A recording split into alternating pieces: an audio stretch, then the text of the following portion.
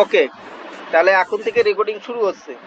আচ্ছা, তাহলে 14 নম্বর ধারাতে এসে বলছে, যখন চুক্তির সম্পাদনযোগ্য অংশটি অসম্পাদনযোগ্য অংশ থেকে বড় হয়, অর্থাৎ ধরেন ওখানে যে বাড়িটার কথা বললাম, বাড়ি না করে আমি আপনাদের কাছে বলতেছি যে কোনো ধরেন 100 বিঘা জমি আমার কাছে বিক্রি করতে চাইছিল। এখন এই চুক্তিবদ্ধ হওয়ার পরে দেখা গেল, কাগজপত্রে দেখা গেল যে 2 বিঘা জমি তার নামে নাই, 98 বিঘা জমি রহিমের কাছে আছে। হ্যাঁ, রহিমের কাছে আছে।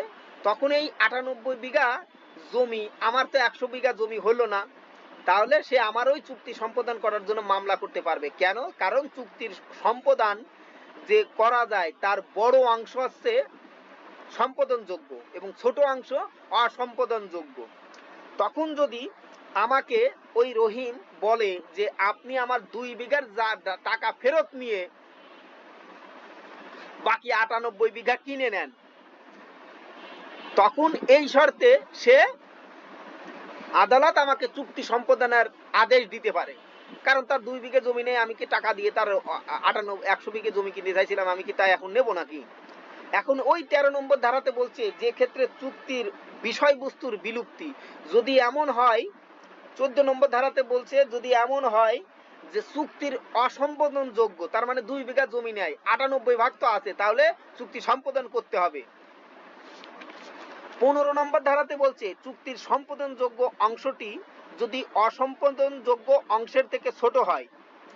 উদাহরণ ধরেন, সোহেল জুয়েলের নিকট 100 বিঘা জমি বিক্রয়ের একটা চুক্তি করে, পরবর্তীতে প্রকাশ পায় 50 বিঘা জমির মালিক সোহেল এবং বাকি 50 বিঘার জমির মালিক অন্য আর একজন, এবং যিনি ওই জমি বিক্রি করতে ইচ্ছুক না, কিন্তু আমি তো জমি 100 বিঘাই কিনবো।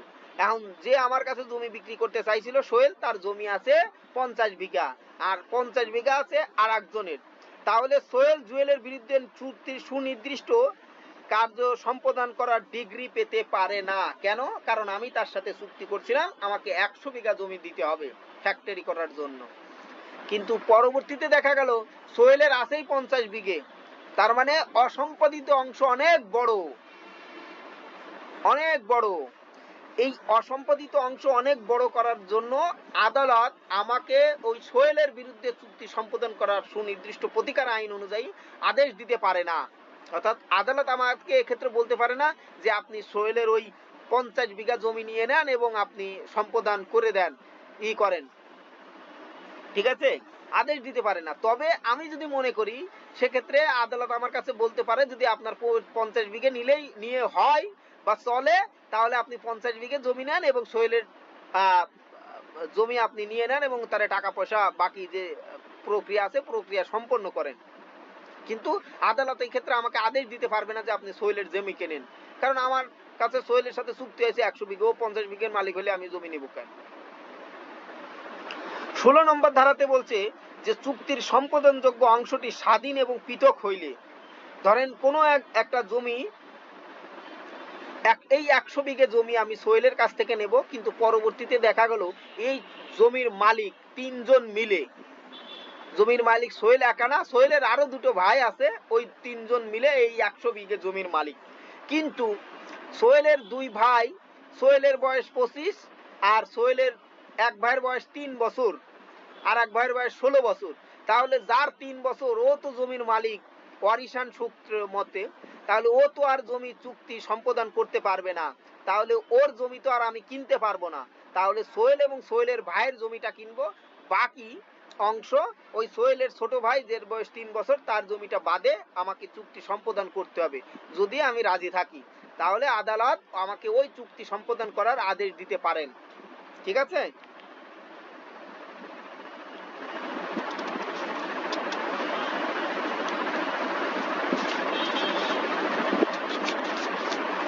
মান্নান ভাই, এবার আপনার প্রশ্ন করেন।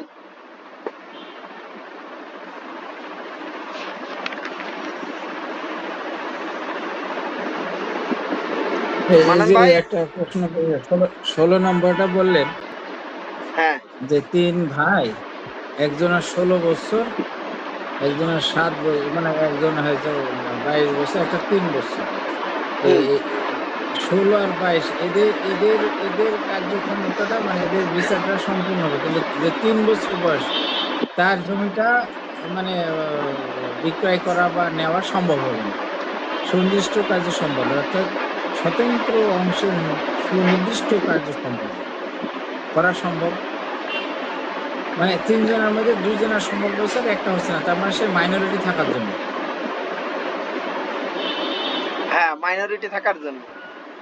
আচ্ছা, আমার এনে ভুল হয়ে গেছে মান্নান ভাই, আপনাকে ধন্যবাদ। যে 16 বছর সেও তো পারবে না, সেও তো নাবালক। তার মানে বয়সের জায়গায় সেটা আমরা উদাহরণে আর একটু বাড়াই দিতে হবে। একজনের 25 বছর, হ্যাঁ, একজনের 22 বছর, একজনের 3 বছর। হ্যাঁ, হ্যাঁ, ঠিক আছে, ধন্যবাদ আপনাকে। হ্যাঁ, ওকে, ওকে, থ্যাংক ইউ। আসলে ওইগুলো তাহলে বেশি বেশি যে পড়লে একটু ক্লিয়ার হয়ে যায়। নাবালক, যে নাবালক, ওই নাবালক তো চুক্তি সম্পাদন করতে পারবে না। এই জন্য আমি যদি ওই চুক্তির সম্পাদনযোগ্য অর্থাৎ অসম্পাদিত অংশের কথা ছেড়ে দিই এবং স্বতন্ত্র হয়, যদি এমন হয় স্বতন্ত্র মানে কি এক এক ভাইয়ের এক একটা অংশ, তাহলে হুম, আমি বাকি দুই ভাইটা ওইটা নিতে পারি এবং ওইটা আহ, আ- আ- ও যদি আমি হয় তাহলে ওই চুক্তি সম্পাদনের আদেশ দিবে আর কি, পৃথক, কারণ প্রত্যেকটা অংশ পৃথক। আমি এবং আমার যদি মনে হয় যে আলাদা আলাদা নিলেই আমার চলবে, তাহলে আমি আলাদা আলাদা ভাবে চুক্তি সম্পাদন করা যাবে। ঠিক আছে। হুম, জি, ঠিক আছে। সুনির্দিষ্ট। ওকে। আচ্ছা, এরপরে 21 নম্বর ধারাতে আমরা চলে যাই। 21 নম্বর ধারাতে এখানে বলছে কোন চুক্তি সুনির্দিষ্টভাবে কার্যকর করা যাবে না যদি, এখানে 8টা পয়েন্ট দিয়েছে, অর্থাৎ আপনারা সবাই মনে রাখবেন যে 12 ধারাতে চুক্তি সুনির্দিষ্টভাবে সম্পাদন করা যায় 4টা ক্ষেত্রে, আর 21 ধারাতে 12-র উল্টো, 21 ধারাতে 8টি ক্ষেত্রে চুক্তির সুনির্দিষ্ট কার্য সম্পাদন করা যাবে না, অর্থাৎ 8টি ক্ষেত্রে আদালত আপনাকে আদেশ দেবে না। এই 8টি ক্ষেত্র কি? যে ক্ষেত্রে আর্থিক ক্ষতিপূরণ যথেষ্ট, অর্থাৎ আপনার একটা ক্ষতি হয়েছে, ওই অপর পক্ষ আপনার ক্ষতির টাকা দিয়ে দিচ্ছে, তাহলে আদালত কেন আপনার ক্ষতিপূরণের আদেশ দেবে, ওই যে চুক্তি সম্পাদন করার আদেশ দেবে? ধরেন আপনার সাথে ওই যে বাড়ি কেনার চুক্তি হয়েছিল, বাড়ি কেনার চুক্তি হয়েছিল 1 কোটি টাকা, এখন ওই চুক্তি করার পরেই আপনার বাড়িটা গেছে নষ্ট হয়ে, এখন ওই পার্টি বলতেছে ফরিদ ভাই আমার জায়গাই তো নেই, আপনি টাকাটা ফেরত নেন। এখন আদালত কি কবে যে ওই জায়গাটা বিক্রি করে দে, ওই জায়গা তো বাড়ি ছিল। এখন আদালত তার ওই আদেশ দেবে না, কারণ আপনি তো বাড়ি সহ জায়গা কিনছিলেন, এখন বাড়িটারি তো গেছে পুড়িয়ে। অর্থাৎ যে ক্ষেত্রে আর্থিক ক্ষতিপূরণ পর্যাপ্ত, যে ক্ষেত্রে আপনাকে টাকাটা ফেরত দিয়ে দিচ্ছে, সেক্ষেত্রে আদালত আপনাকে ওই চুক্তির সুনির্দিষ্ট কার্য সম্পাদন করার আদেশ দেবে না। দ্বিতীয়ত হচ্ছে চুক্তির শর্তাবলী খুঁটিনাটি এবং ব্যক্তিগত গুণাবলীর উপর, ইচ্ছার উপর নির্ভরশীল, সেক্ষেত্রে আদালত আপনাকে আদেশ দেবে না। ধরেন আমি এই যে ফুটবল খেলি, আমি ফুটবল খেলি হচ্ছে ট্রাইটন টেক্সটাইল লিমিটেডের হয়ে আমি ফুটবল খেলি। তো এই ট্রাইটন টেক্সটাইল ফুটবল এর সাথে ফুটবল খেলার আমার একটা চুক্তি হইলো 3 বছরের, আগামী 3 বছর আমি ট্রাইটন টেক্সটাইলের হয়ে ফুটবল খেলবো। কিন্তু পরবর্তীতে গুলশান ইয়ুথ ক্লাব আমাকে সাথে একটা চুক্তি করলো যে আপনি আগামী 3 বছর 500 টাকা করে দেব প্রতি ম্যাচের জন্য, আপনি আগামী 3 বছর গুলশান ইয়ুথ ক্লাবের সাথে আপনি ফুটবল খেলবেন। আমি তখন গুলশান ইয়ুথ ক্লাবের সাথে চুক্তি করলাম, ট্রাইটনের চুক্তিটা ভঙ্গ করলাম। এক্ষেত্রে এই ক্ষেত্রে আদালত বলছে যে চুক্তির শর্তাবলী যদি খুঁটিনাটি এবং ব্যক্তিগত গুণাবলী বা ইচ্ছার উপর নির্ভরশীল হয়, তাহলে আদালত তার সুনির্দিষ্টভাবে প্রতিকার করার আদেশ দেবে না, অর্থাৎ সম্পাদন করার আদেশ দেবে না। হ্যাঁ, এই কারণেই দেখবেন যে অনেকেই ক্লাবের রুল ভায়োলেট করে এক ক্লাবের সাথে চুক্তি করে আবার আর এক ক্লাবে খেলতে চলে যায়। হ্যাঁ, তারপরে আদালত চুক্তির শর্তাবলী নির্ণয়ে অক্ষম, অর্থাৎ যে ক্ষেত্রে চুক্তির শর্তাবলী কি ছিল নির্ণয় করতে অক্ষম। যেমন মনে করেন আমি একটা হোটেলের পজিশন কিনেছি, কিন্তু ওই পজিশন কেনার সময় ওখানে কিন্তু গাছ গাছালি চেয়ার টেবিল এইটা ছিল। এখন যে মালিক বিক্রি করছে সে তার চেয়ার টেবিল নিয়ে চলে গেছে। এখন চেয়ার টেবিল দিলে তো ভালো দেখা যায়, চেয়ার টেবিল না দিলে ভালো দেখা যায় না। এখন আদালত আমারে ওই চুক্তি সম্পাদন করার জন্য নির্দেশ দেবে না। কেন? কারণ কি, ওই চেয়ার টেবিল তো আপনি যখন কিনছিলেন তখন তার চেয়ার টেবিল কিনেননি, আপনি তো খালি জায়গায় কিনছিলেন। তো এখন আমি আপনার তো চেয়ার টেবিল দিয়ে সাজাই দেবো না ঘর। এই জন্য বলছে যে আদালত যে ক্ষেত্রে চুক্তির শর্তাবলী নির্ণয় করতে অক্ষম, হ্যাঁ, সেক্ষেত্রে অর্থাৎ চুক্তিতে আপনার এই সমস্ত বিষয়বালির কথা লেখা নিয়ে চেয়ার চেয়ার চেয়ার রেখে যাবেন, টেবিল রেখে যাবেন, জানলার পর্দা রেখে যাবেন, তারপরে সেই মুসলি রেখে যাবেন, অর্থাৎ এই সমস্ত এই যে খুঁটিনাটি বিষয়গুলো যদি শর্তাবলী নির্ণয় করতে অক্ষম হয়, তাহলে আদালত সেক্ষেত্রে সুনির্দিষ্ট প্রতিকার আইনের আদেশ আপনারা দিবে না। তারপরে চুক্তির শর্তগুলো যদি বাতিলযোগ্য হয়, ধরেন আমি আর শাহেদ ভাই একটা চুক্তি করলাম ওই সালমান শাহের মার্ডারের, এই চুক্তিই তো বাতিলযোগ্য। এখন এই সালমান শাহ মার্ডারের জন্য অথবা মাদকের একটা চুক্তি করলাম যে আমি যশোরেতে মাদক নিয়ে এসে দেবো, ইয়াবা নিয়ে এসে শাহিদ ভাইরে দেবো, শাহিদ ভাই এটা বিক্রি করবে। এখন আমি ইয়াবা যশোরেতে নিয়ে আসলাম না, এখন শাহিদ ভাইকে আদালতে আমার বিরুদ্ধে মামলা করতে পারবে যে ফরিদ ভাই আমারে বেনাপোলেতে কেন সে ইয়াবা এনে দিচ্ছে না? আদালত কি তখন আদেশ দেবে যে ফরিদ আপনি শাহিদের সাথে চুক্তি করছিলেন ইয়াবা আনার, আপনি যেভাবে পারেন বেনাপোলেতে ইয়াবা নিয়ে এসে শাহিদের কাছে বিক্রি করে দেন? এটা কি সম্ভব? না, সম্ভব না। তাহলে যে চুক্তি প্রকৃতভাবে বাতিলযোগ্য সেই চুক্তি সম্পাদনের জন্য আদালত আদেশ দেবে না। তারপরে বলছে যে চুক্তিটি ট্রাস্টি কর্তৃক ক্ষমতা বহির্ভূত হইলে সে চুক্তি সম্পাদন করার জন্য আদেশ দেবে না। ধরেন কোন একটা মসজিদের ইমাম সাহেব, ওই ইমাম সাহেব ইনি সাথে চুক্তি করলেন মসজিদের একটা ওই ফ্যান বিক্রি করে দেবে। এখন মসজিদের ফ্যান বিক্রি করার ক্ষমতা প্রাপ্ত কি ওই ইমাম সাহেব নাকি? মসজিদের একটা কমিটি আছে না? এখন ওই ব্যক্তি ইমাম সাহেবের বিরুদ্ধে মামলা করছে যে মসজিদের 12টা ফ্যান বা একটা ফ্যান ইমাম সাহেব তো বিক্রি করে দিয়েছে, এখন ইমাম সাহেব তো চুক্তি সম্পাদন করতেছে না, আমি আদালতে যে মামলা করলাম। কারণ এই আদালত ওই চুক্তি সম্পাদন করার জন্য ইমাম সাহেবরে ওই মসজিদের ফ্যান বিক্রি করার জন্য আদেশ দেবে না। কেন আদেশ দেবে না? কারণ উনি একজন ট্রাস্টি, উনি ওই প্রতিষ্ঠানের একজন জিম্মাদার, ওনার কাছে এই মসজিদটা জিম্মাদার রাখছে এলাকার লোক, মসজিদের কমিটির লোক, অর্থাৎ উনি আর এই ক্ষমতার বহির্ভূত, উনি ইচ্ছে করলেই এই চুক্তি করতে পারবে না। আদালত তা আদেশ দেবে না যে ইমাম সাহেব আপনি ফ্যান বিক্রি করে দেন, মসজিদের ফ্যান। বুঝছেন এটা উদাহরণ কি? বুঝছেন আপনারা? জি, ক্লিয়ার। আচ্ছা, এরপরে বলছে বিশেষ উদ্দেশ্য গঠিত সংস্থার ক্ষেত্রে ক্ষমতা বহির্ভূত যদি কোনো চুক্তি, এই চুক্তি ক্ষেত্রে অর্থাৎ এক্ষেত্রে আদালত তা বাস্তবায়ন করার জন্য আদেশ দেবে না। যেমন মনে করেন রেলপথ নির্মাণ ও চালু রাখার উদ্দেশ্যে একটি গঠিত রেল কোম্পানি কাপড় কারখানা স্থাপনের সাথে চুক্তি করলেন, অর্থাৎ যেমন মনে করেন রেল কারখানার একটা নির্মাণ কোম্পানি বাংলাদেশ রেলওয়ে, অর্থাৎ এই রেলওয়ে তারা রেল লাইন বাড়াবে, এই রেল লাইন বাড়ানো জন্য তারা জমি অধিগ্রহণ করতে পারে এবং এই অনুযায়ী রেল লাইন স্থাপন করতে পারে, জমির ওই রেল লাইনের সরঞ্জাম করতে পারে। এখন রেলওয়ে কোম্পানি ইন্ডিয়ার সাথে একটা চুক্তি করছে যে তারা ওই ইন্ডিয়াতে ওই কি জানো জামদানি শাড়ি ইন্ডিয়াতে নিয়ে আসবে, জামদানি শাড়ি ইন্ডিয়াতে নিয়ে আসবে। এখন এই বাংলাদেশ রেলওয়ের এই চুক্তিকে আদালত মানবে? তার মানে কি? অর্থাৎ বিশেষ উদ্দেশ্য গঠিত সংস্থা যেমন বাংলাদেশ রেলওয়ে, বাংলাদেশ রেলওয়ে উন্নয়নের জন্য কাজ, জমি অধিগ্রহণ এবং রেলওয়ের সংস্কার সংস্থাপন, মানে ওই যে বর্ধিত এটারে কি বলে আর কি, প্রতিস্থাপন, এই সমস্ত কাজের জন্য চুক্তি করা। এখন ও সে একটা কাপড় কোম্পানির দোকানের সাথে এসে চুক্তি করতেছে যে এটা, তার মানে কি? তার ক্ষমতা বহির্ভূত কাজ, এই চুক্তি বাস্তবায়ন করার জন্য আদালত আদেশ দেবে না। তারপরে কোন চুক্তি যদি সেটা সম্পাদন করতে 3 বছরের অধিক সময় লাগে, তাহলে সে চুক্তি সম্পাদন করার জন্য আদালত আদেশ দেবে না। ঠিক আছে? এরপরে 8 নম্বর বিষয় আছে, অর্থাৎ চুক্তির পূর্বে চুক্তির বিষয়বস্তু বিলুপ্ত যদি হয়, তাহলে সেক্ষেত্রে আদালত ওই চুক্তি সম্পাদন করার জন্য আদেশ দেবে না। ঠিক আছে? এই 21 নম্বর ধারাতে এই 8টি বিষয় বলা আছে, এই 8টি বিষয়ে আদালত চুক্তি সম্পাদন করার আদেশ দেয় না। এখন আপনাদের কাছে প্রশ্ন যে এই আজকের এই সুনির্দিষ্ট প্রতিকার আইনের আমরা নেক্সট ডেতে বাকি অংশগুলো পড়ব। আপনাদের যদি কারোর কোনো প্রশ্ন থাকে তাহলে আপনারা বলেন।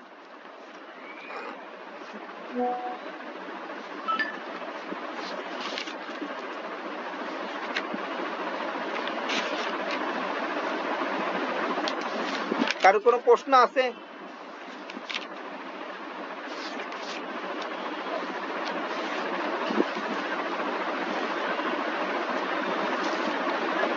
বলেন, কারোর কোনো প্রশ্ন আছে? ভাই, হ্যাঁ বলেন। যে চুক্তি সমূহ সুনির্দিষ্টকরণভাবে কার্যকরণভাবে যোগ্য নয়, মানে কার্যকরণীকরণ যোগ্য নয়, হুম 21 নম্বর ধারায়। হুম এখানে একটাই দেখছি, যে সকল চুক্তি কার্য সম্পাদন করতে হলে শুরুর তারিখ থেকে 3 বছরের অধিক সময় অধিক। ক্রমাগত কাজ করে যেতে হবে। হ্যাঁ এটা কি বোঝাচ্ছে আপনার? 3 বছরের মধ্যে।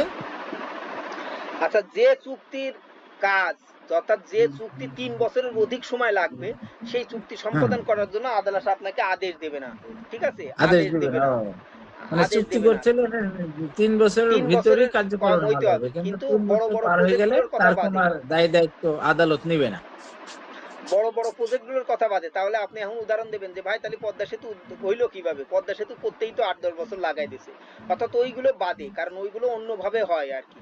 অর্থাৎ আপনি এটা কোনো ব্যক্তির আন্তর্জাতিকভাবে হয়। পর্যায়ে, ওটা অন্যভাবে হয় আর কি। সেটা একটা বড় মেগা প্রজেক্ট বা ওটার তার একটা সিস্টেম আছে। অর্থাৎ আপনি যদি কোনো চুক্তি কাজ ভিত্তিক কোনো কাজ করে থাকেন, সেই কাজটা করতে 3 বছরের অধিক হইলে আদালত সেক্ষেত্রে আপনাকে আদেশ দেবে না ওই চুক্তি সম্পাদন করার জন্য আর কি।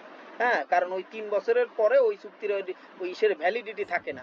ঠিক আছে, আপনি দেখবেন যে চুক্তি আইন 1872 আইন অনুযায়ী, অর্থাৎ চুক্তির বিষয়গুলো বলবৎ করার জন্য 3 বছরের ভিতরে মামলা করতে হয়। ঠিক আছে, এই নম্বরে, এই কারণেই বলছি 21 নম্বর ধারাতে পয়েন্ট 8 নম্বরে, এবং এইটা হচ্ছে 8 নম্বর পয়েন্ট। আপনাদের পরীক্ষা আসলে আসবে যে ওই 21 ধারায় কয়টা বিষয়ের কথা বলছে? 8টা বিষয়ের কথা বলছে। ঠিক 8টা আছে, বেশি। কি কি বিষয় এটি? আর 12 ধারায় কয়টার বিষয়ের কথা বলছে? 4টা বিষয় সম্পাদন করা যাবে, 8টা বিষয় সম্পাদন করা যাবে না। আর 5 ধারায় 5টি। 5 ধারায় 5টি। জি, ক্লিয়ার। আচ্ছা, আর কারোর কোনো প্রশ্ন? আমজাদ ভাই, আনিস ভাই, আপনাদের কোনো প্রশ্ন আছে?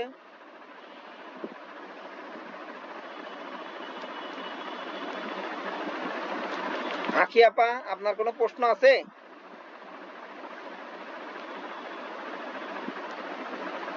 মনির ভাই, আপনাদের কাল পরশু আবেদন দিয়ে দিলে আমি আশা করব আপনারা সবাই আবেদন করে ফেলবেন খুব দ্রুত।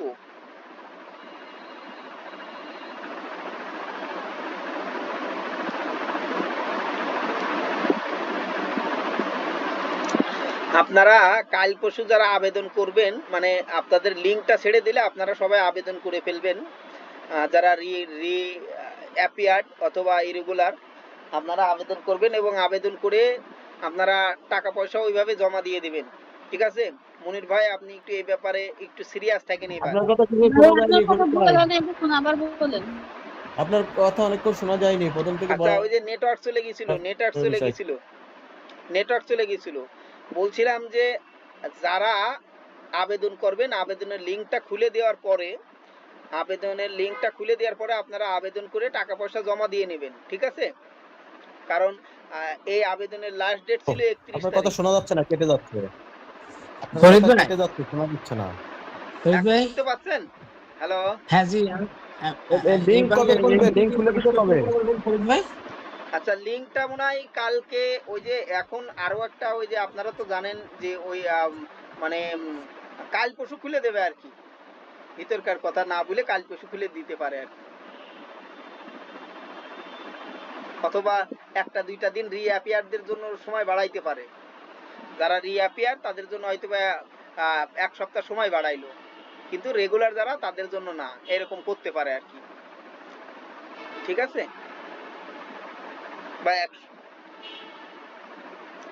যাই হোক, আপনারা সবাই ফর্ম ফিল আপ করবেন এবং সেই অনুযায়ী পড়াশোনা করবেন আর কি।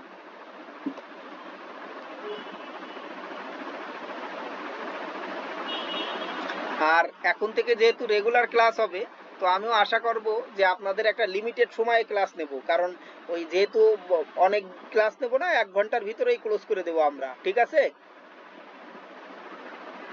1 ঘন্টার ভিতরেই ক্লাস করে দেবো। কালকে সুনির্দিষ্ট প্রতিকার আইন আমরা শেষ করে আমরা পরশুদিন থেকে আমরা ওই মডেল কোশ্চেনে চলে যাব, মানে পূর্বের কোশ্চেন তারপরে। আর আমি আপনাদের কাছে ওই মডেল কোশ্চেন, বিগত সালের কোশ্চেন দিছিলাম, ওইটা আপনারা সবাই সমাধান করেন। ওটা আপনারা সবাই মোবাইলে নিয়ে সমাধান করেন, অথবা যেভাবে পারেন আপনারা প্রিন্ট করে হোক প্রিন্ট না করে হোক আপনারা এটা প্রিন্ট মানে সমাধান করবেন, তাহলে আপনাদের বুঝাইতে সুবিধা হবে আর কি।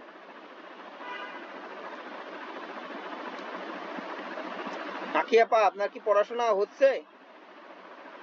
পড়াশোনা করেন?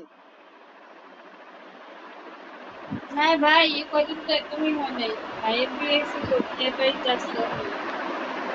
তো আসলে এর মধ্যে থেকে যাচ্ছে বাচ্চা টাচ্চা নিয়ে আবার দেখি সামনে কদিন তো পর।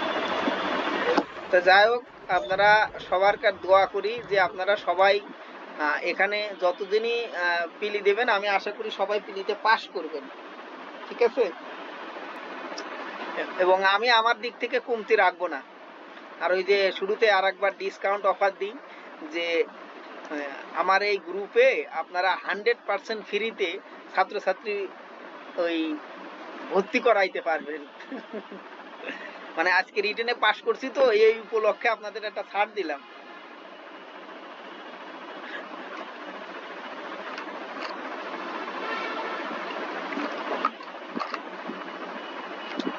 ঠিক আছে, কারোর কোনো কথা না থাকলে ক্লোজ করে দিচ্ছি। আপনারা সবাই আল্লাহ ভালো হাফেজ। থাকেন, সুস্থ থাকেন। আর কালকে আপনারা একটু শুরুতে ক্লাসের আগে একটু বলে দিয়েন যে ভাই রেকর্ডিংটা চালু করেন। হ্যাঁ, আবারও আনিস ভাইরে ধন্যবাদ যে রেকর্ডিং এর সিস্টেমটা শিখাই দেওয়ার জন্য। আপনারা কালকে একটু বলে দিয়েন যাতে প্রতিদিনের ক্লাসটা আমরা প্রতিদিনই দিয়ে দেব। ঠিক আছে, ভালো থাকেন, সুস্থ থাকেন।